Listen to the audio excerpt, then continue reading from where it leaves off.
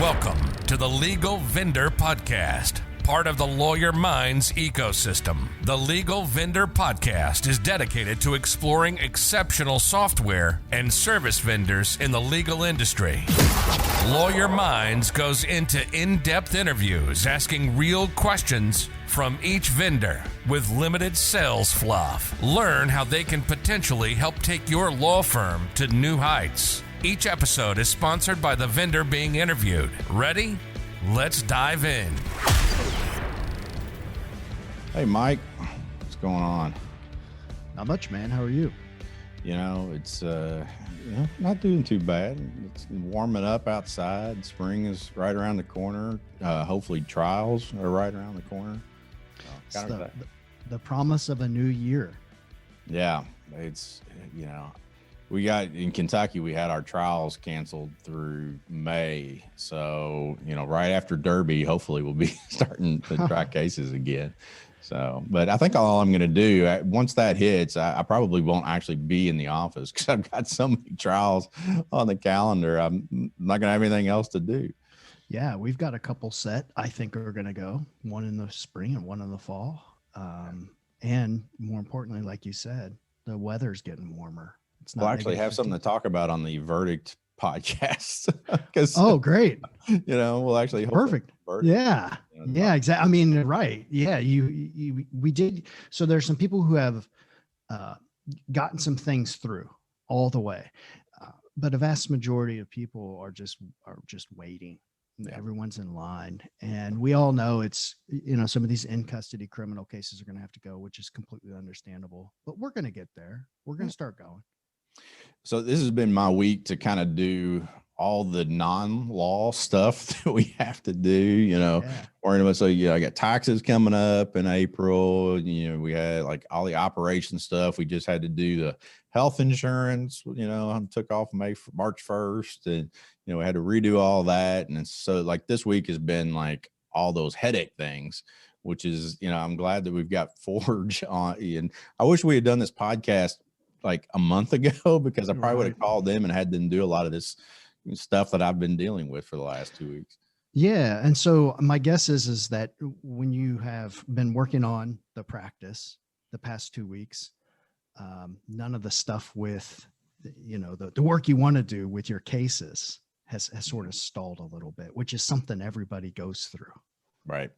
Yeah. You haven't taken any depositions. I haven't read any depositions. I guess I did read a summary judgment that we got against this in a case. That was not a good day, but, and that's just this, it's the story that you hear from anyone who runs a small or mid-sized practice or solo practice. I wish I could spend more time practicing and I think Forge is going to tell us about some solutions they have for that. Yeah. And it's a company I've been using for years, ever since I, met them the first time in AAJ. We've been using them for, various products. So I'm looking forward to hearing the new stuff that they've got going. And I know the Forge Flex program we'll talk about, something that we just started doing in our office. So, yeah. All right. So without further ado, Forge.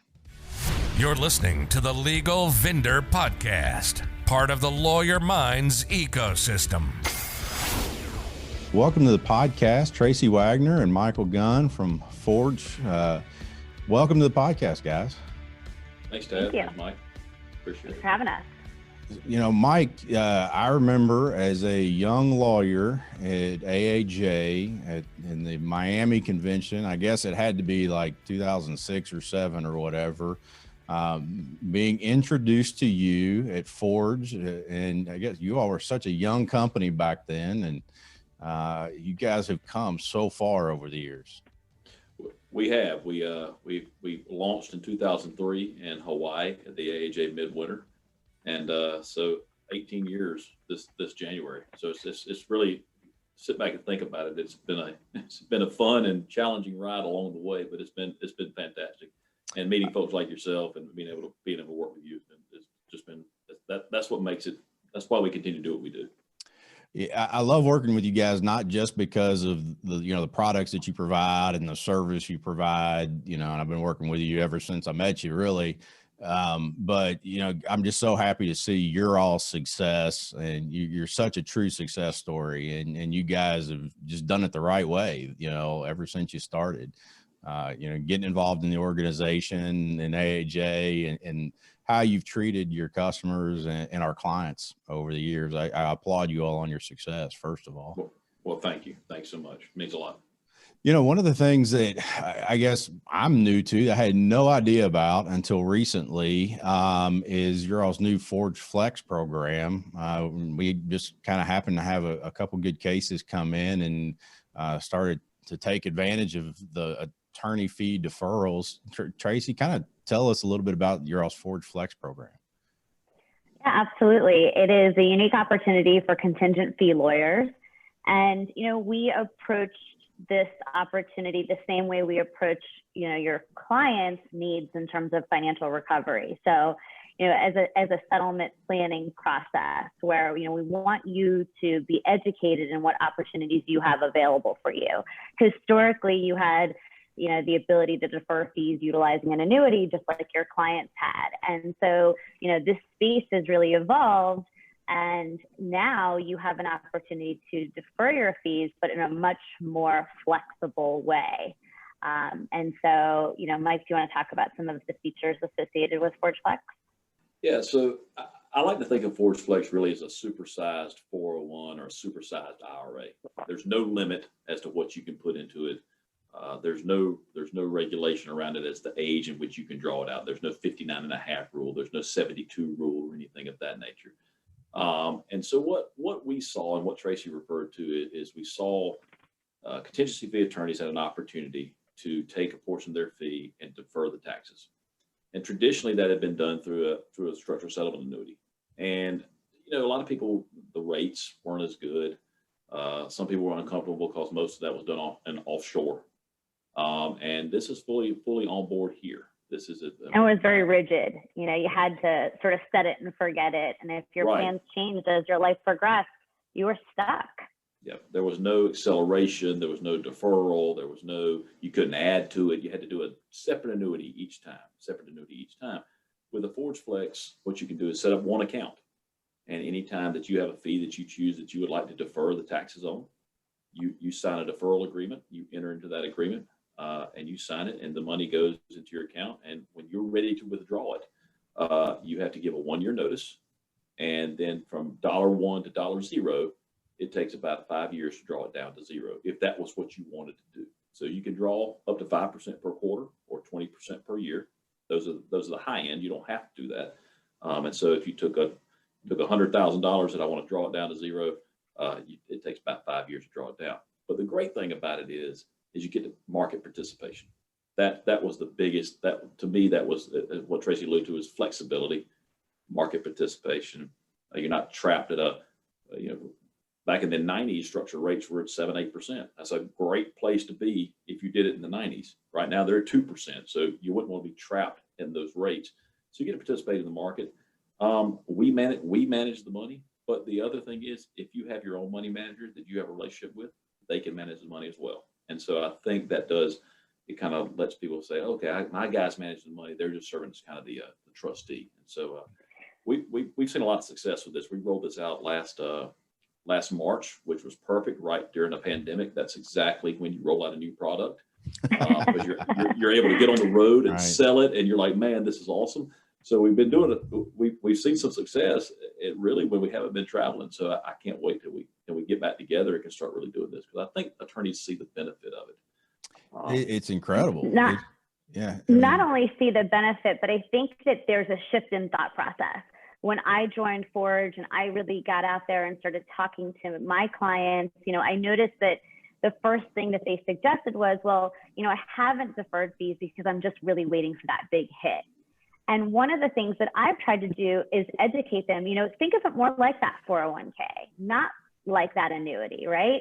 Where you are committed paycheck by paycheck or whatever the case may be, at constantly giving to that bucket, that part of your total overall financial plan. And so what I'm noticing as I get people to sign up for this program is, it doesn't matter if it's a $1,000 fee or a $100,000 fee. They're disciplining themselves to say, okay, I'm going to say a portion of every fee and build this portion of my overall plan. And they're loving that. They're loving the ability to toss a little bit aside each fee. And law firm owners like me, you can use it as essentially a bonus plan, right, for your attorneys. Exactly. Absolutely. To go back to something Tracy said, is that I actually have a sole practitioner here in South Carolina that allocates about 10% of his fee to the flex plan on every case, whether that's a $30,000 rec case or whether that's a $300,000 case. He takes 10% of his fee and he just dumps it. But he has a plan. He has a retirement plan in mind. He's 15 years from retiring, but I see the numbers. It looks really good for 15 years from now, just by doing that. And if you get into a disciplined way of doing that, if you can discipline yourself to do it, then it is that unlimited 401, that unlimited IRA right now, where there are caps on those, but there's no caps on this. There's no caps on what you can put in. And you were saying, so with the withdrawal, easy for me to say, there is some requirements on the withdrawal or restrictions, and it's what, 5% a quarter or something like that. It's 5% per quarter, maximum 20% a year, and you have to alert us 1 year in advance to when you want to start doing that drawdown.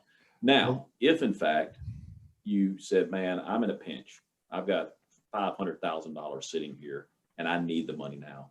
What can I do?" Well, the great thing is we can loan you the money against your account and therefore not violate the program and probably the tax structure as well. And you can have that money given to you. And then as your payments mature, they just pay back your loan. So essentially it's almost like borrowing on margin a little bit, but your own margin. And this is just the newest product you guys have. One of the things that I admire about Forge ever since you guys started is, you all come into the market and you had one product, doing the structured settlements specifically for plaintiffs firms at the time. And the more that you got to know our industry and worked with attorneys, you saw new needs and you're like, hey, we can do that. And because you guys really know how to run a business and really know how to take care of people, you've started, all these other lines. And so tell us kind of about Forge Capital. And one of the things you're doing now is cost protection.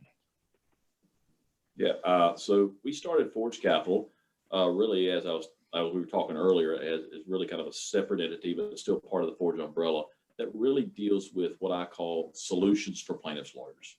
It's really not so much on the wealth management side. It's really not so much on the trust side. It's solutions for your practice and solutions on practicing and how do you, one of the biggest things we hear is that, and what we're going to talk about in a few minutes is that lawyers want to practice law.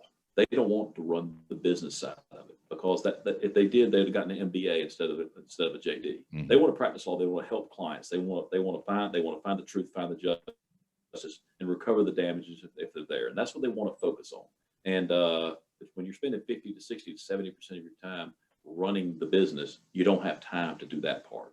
And so we saw that need, and how do we help? How do we fix that? How do we make an offering or a suite of services that help address those needs? And one of those is kind of cost protection. I'll let Tracy talk a little bit about that as we go through these suite of services.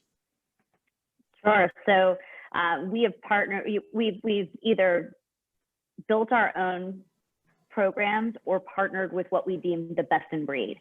And as Michael said, in terms of back office solutions, it's just a matter of analyzing whether your firm is utilizing resources that are working or they're taking such a toll that you're being pulled away from other things. And so it might be time to consider outsourcing these resources. In terms of our suite of services, I'll start with level insurance, which is cost protection insurance. And so the idea would be that as you get into, and you're jazzed about a case, it's putting yourself in a position where you're purchasing insurance that would cover the cost should the case go south or start to crumble. So it's traditional insurance that covers your litigation fees should you lose the case. What's nice about it is that you can purchase a policy up to 120 days from the date of service. And your premiums can be anywhere from $3,500 to $500,000, depending on the type of case. So I have a lot of clients who are loving this as an option. It just gives them peace of mind that as they get into starting to litigate and uncover, their case, whether, it's worth it or not. I have clients that have utilized, their services and have collected against their policy, and the customer service is excellent. And it's, again, part of something that, we're recommending be part of our client's process. As you sign up a case, sort of have a checklist process where you're determining whether you need these kinds of services. And so building it into sort of a question to yourself at that maybe, 10 days prior to that 120 days, of service, should I consider insurance? So it's funny you said putting it as part of your process, because we've been using level insurance for the last couple of years, and it triggers in our case management system once we shift from, into the litigation phase, meaning complaint's been filed. Within a couple of days, it pops up for the attorney to make that review and make that analysis. And, you don't have to do it on every case, right? Sure. No, not at all. Not at all. It is a case-by-case basis, and it's, to purchase a policy at 7% of the premium. So if it's a med mal case and your expectation is you're going to have a lot of spend and a lot of experts, and, you purchase a larger policy than maybe if it was, a bad auto case kind of thing. So it's a case-by-case basis, and it's really straightforward with that 7% of the premium. And as you're aware, Tad, the coverage is bound immediately. Once the premium is paid, the coverage is bound immediately. And depending on the state you live in and the bar association, if you have a successful outcome, it's also been deemed by certain bar associations that this is a cost that can be passed to the client as part of a case cost. So I think that's, obviously state by state basis, but ethically states are saying, yes, you can pass this cost on. So I think it's a really good thing, to really kind of mitigate against the loss if necessary. Mike, we can't hear you. There you go. Yeah. So you're talking about a suite of services here. And one of the things I found pretty comforting was, as a former solo, I was always looking for kind of a trusted partner, someone to provide me with, some, not backing, but some guidance, especially with the financial part of it. And then also with resources. You guys aren't just for the big, large, named firms. You guys are providing these services to firms of every stripe. Is that fair? I think that is extremely fair. And I think, if we're speaking frankly, which we are, I think people will be shocked to find out that most of the firms we deal with are smaller firms, smaller to mid-sized boutique firms, sole practitioners up to 10, 11 attorneys. I mean, we do welcome the large firms as well, but we work with, like I said, anywhere from a sole practitioner to I don't know many plaintiffs firms with more than 100 people in them, but we would welcome the opportunity to work with them as well. So I think it's just it doesn't matter the size of the firm. It's a long time ago, a lawyer did a CLE, and he talked about, hey, go to your happy place and write down the 3 things you love most about practicing law, whatever that is, and do those things. And then go back to the office and write down everything else that has to be done, from opening the mail to answering the phones, and pay somebody to do that stuff. Right. And so with Forge Capital, you're actually taking on some of these other jobs, right? That's absolutely. That's exact that, and that's what we wanted. We just saw, Tad, you alluded to it. I mean, 18 years of working with plaintiffs lawyers from every size. We saw this need. Like, we looked at it and saw it, and you would hear it in conversations, because as we've grown as a company, we've developed friendships. I mean, very close friendships with a lot of people. And we just kept hearing, man, I got to deal with this, and this. And nowhere in there was practicing law or working on the case. Right. It was focused on all these other ancillary but necessary things. And, when we started thinking about it, so how do we fix this? How do we offer something that helps? And hence that kind of, so Forge Capital was born in that sense. That's how it kind of came about. You guys have gotten into the lien resolution business recently too. We have gotten into the lien resolution. We've so one of the things that I think that people know about us is that we don't partner with just anybody, and we're going to vet who we partner with, and we're going to partner with who we think's the best and who can offer our clients the best. Because when we put our name on it or we co-brand something, it's as much as us just branding it. And so when we want to make sure whoever we're working with, whoever's helping do these things, have been vetted by us and recommended by us, and we don't take that lightly. But we have partnered up with Precision Lien Resolution. We think they're one of the best out there, if not the best, and doing anything from the Medicare to Medicaid lien resolution, the RISA plans, just general hospital liens. Anything that's a lien on your case, working on that. And part of that service, while it's not the same as also Medicare Compliance.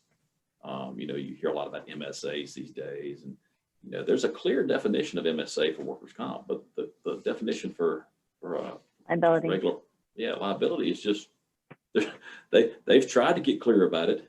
They've done the CMS has done nothing more than confuse most people for the last 7 to 8 years. And you keep hearing, well, it's coming this fall. It's coming this fall.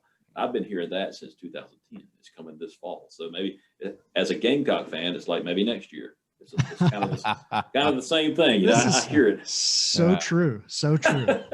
So I'm used to that. Yeah. but it's like, there's no clearness on liability cases. And so, it's basically making sure you're compliant, because the law, if you go back to the secondary payer statute, the law says you must consider Medicare's interest. Well, what is consideration?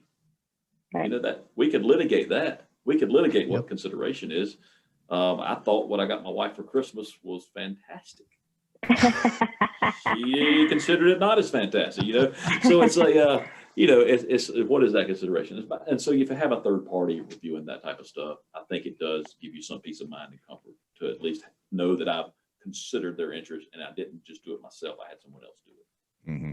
Yeah, you use the phrase peace of mind, and every time you talk about a specific service that you provide, that's the first phrase that comes to my mind, which is, if you're a solo, if you're a mid-sized firm, you're looking for peace of mind, you guys offer the services that are going to give them that peace of mind.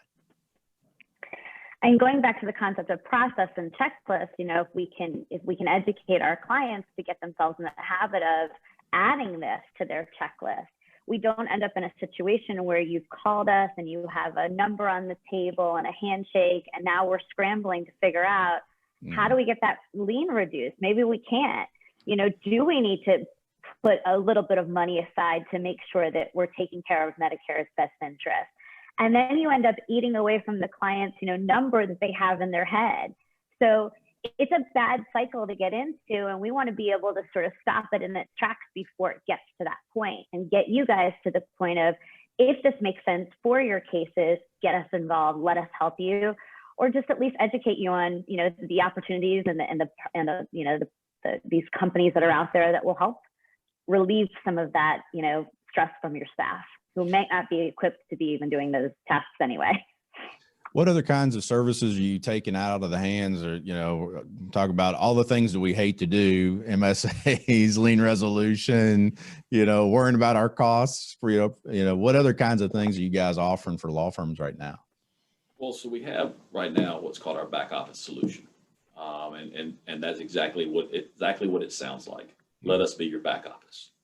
Let us be the engine back there that's running the machine. You go practice law, you work on the case, you get your other lawyers involved, your paralegals, take care of the client, and let us work the back office. And we offer kind of a la carte menu, if you will, everything from bookkeeping and record keeping to car insurance to malpractice insurance.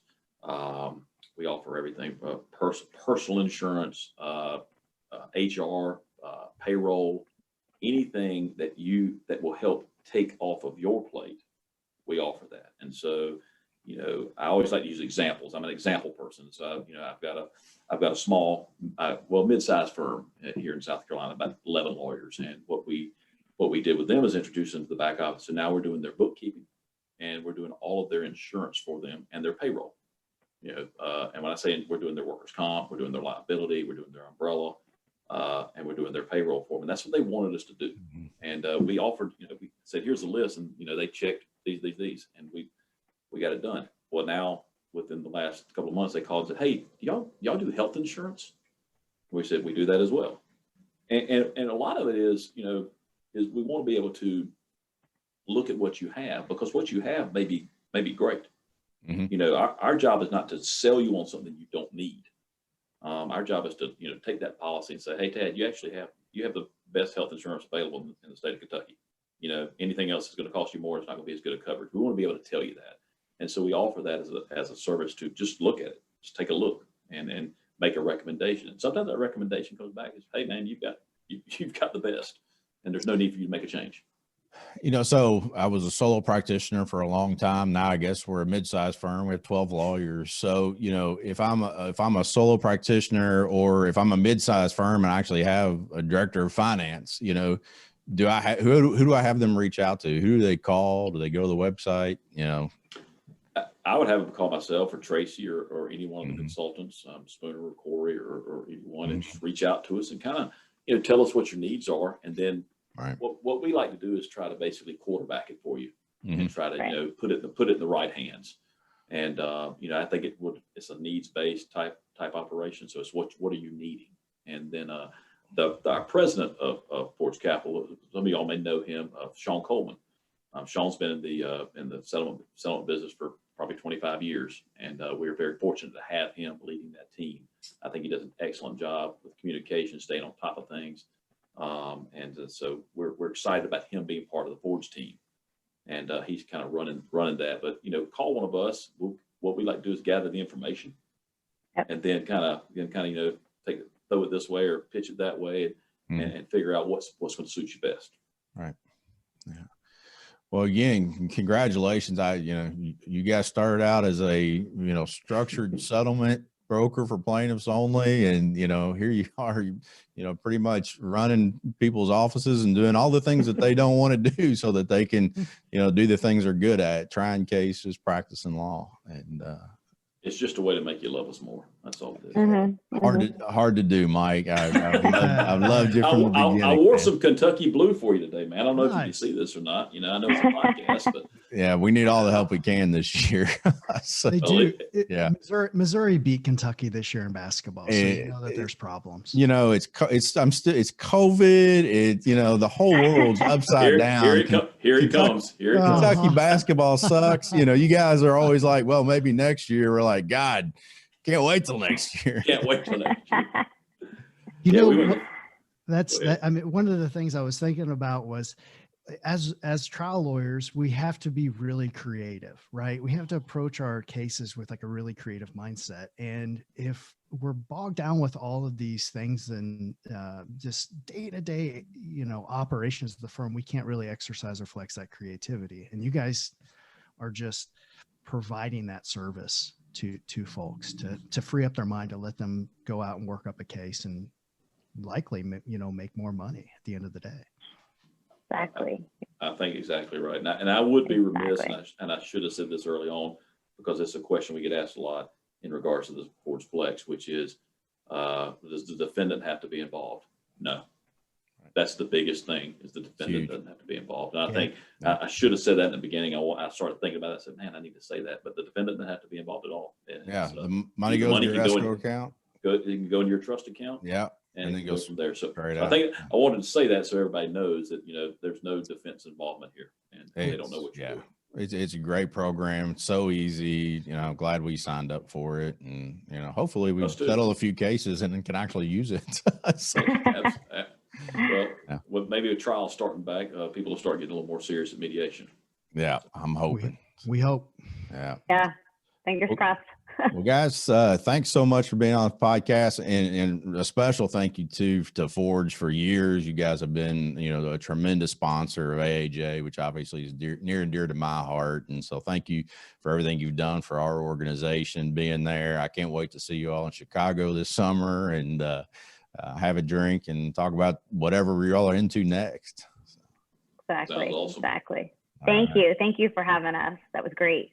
Good to see you also. Thanks to both of you. Thank you. You're listening to the Legal Vendor Podcast, part of the Lawyer Minds ecosystem. So yeah, that Forge Flex program, you know, we looked at it. One of the few cases we have settled this year was actually significant. I had about had a heart attack when they actually settled the case. But you know, so the attorney who brought the case in, that you know, wanted to start talking about the Forge Flex deferral program, and you know, so I got all the materials and everything, and it's, you know, like Mike said, it's an unlimited 401k. It's absolutely incredible. Yeah, and we deal with hills and valleys in our practice. And, you know, Tracy mentioned that some of us, including myself, have this mindset that we're going to hit a mountain, and that's when we're going to squirrel away everything. And what we need to do is dispel ourselves of that mindset and start thinking about our future, just like every other professional does in the world. Right. Yeah. You know, and there's just so many different ways that you can use it. You know, like I was saying, you know, it can be a bonus program, you know, for the lawyers in your firm. If you do have that whale of a case, you can get it, but it doesn't have to be, you know, you know, a lot of people, like, you know, the people that are good about saving, you know, talk about setting aside 10%, you know, your income every year anyway, you know, go to savings. And, you know, with what Mike was saying about, they have the ability to do a line of credit based on what's in there. So if you did need it quickly, you know, you've got that avenue. I mean, it's a no-brainer for plaintiffs lawyers on how to save. Yeah. And you are, you know, you're out there, you're a small firm, a mid-sized firm, you're looking for solutions, financial solutions, one for your future, and two, you know, the fear of tying up money long term is something that I think resonates with all of us, especially with this type of practice. But knowing that you can have access to it by way of a line of credit,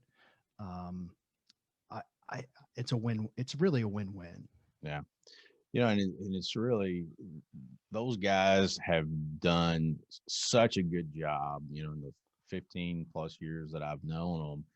You know, they're good people that care about their clients, who are us, the lawyers, and care about our clients. And, you know, they make decisions for the right reasons. They give you advice. They tell you maybe it's not appropriate in a particular situation. You know, they tell you, hey, maybe you don't want to do a structure for this client. You need to do investments for this client, and, you know, so on and so forth. And, you know, so that them having those our best interests at heart has allowed them to grow into what they are today, which is, you know, all of these different services that they've got now.